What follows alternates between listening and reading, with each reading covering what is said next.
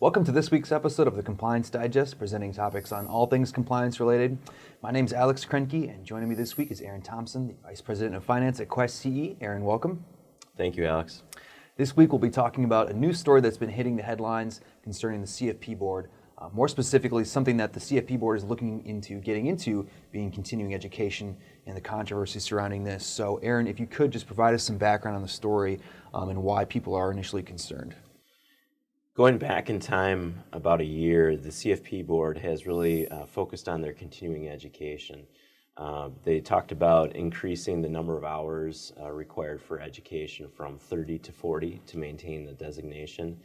And that was met with sharp pessimism from the industry. There was over 1,100 negative comments. And then most recently, another unpopular seed was planted, and that was that the CFP board will actually be a CE provider themselves. So an investment professional would potentially go to Quest CE for their education, or they may go to the CFP board themselves for the education. I think what we're all seeing right now is, this is a perfect example of somebody who creates a problem or a rule and then comes up with a solution. How is that not a conflict of interest? I think it is a conflict. And the conflict comes from 2 points.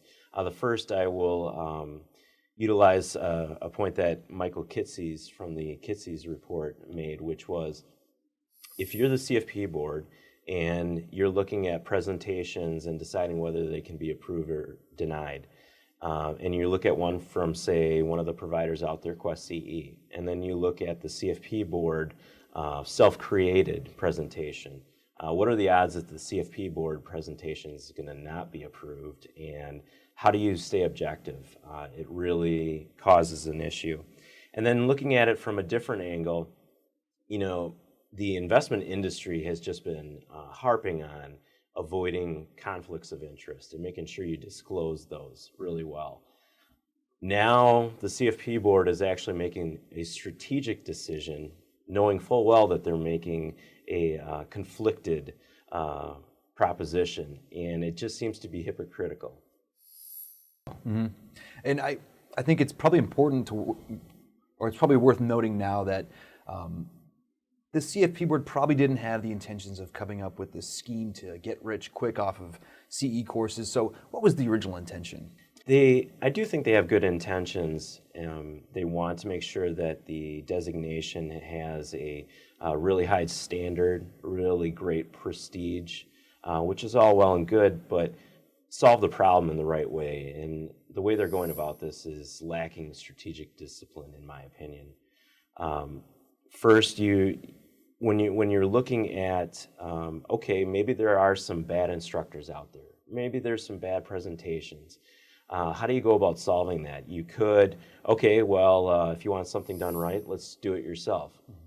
But how much cost is there going to be from that standpoint? And is a CFP self-created presentation going to be that much better? Aren't you going to end up hiring the same people from the industry that were out there before?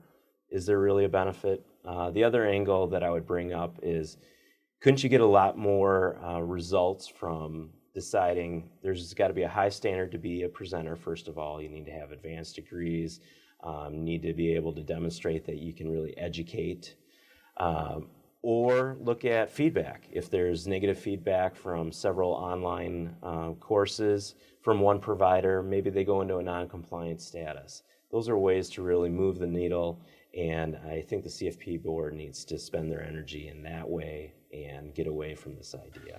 That brings up a really good point, Aaron, and I did want to reiterate a point that you just brought up, and that was the CFP board last year moving the requirement from 30 to 40 credits, which is fine. It's good to have standards and continually improve upon those high standards. But the problem would be that if you're going to increase this the requirement, and then you're going to offer the continuing education component, at what point are you raising the requirement to bring in extra revenue? And at what point does that line become blurry enough that becomes the true conflict of interest? I think it's a really good point, and the CFP board needs to think about it. Yeah, agreed. Again, this is a story that's kind of just developing right now, and we're waiting to see what direction the CFP board finally takes. So Aaron, I want to thank you for stopping by and helping to flesh out the story on the CFP board. I know we're early on, and as updates occur, we'll definitely bring those up in future episodes. So thanks, Aaron. You're welcome. And that'll cover it for this week's episode. We'll see you again next week for another exciting episode of the Compliance Digest.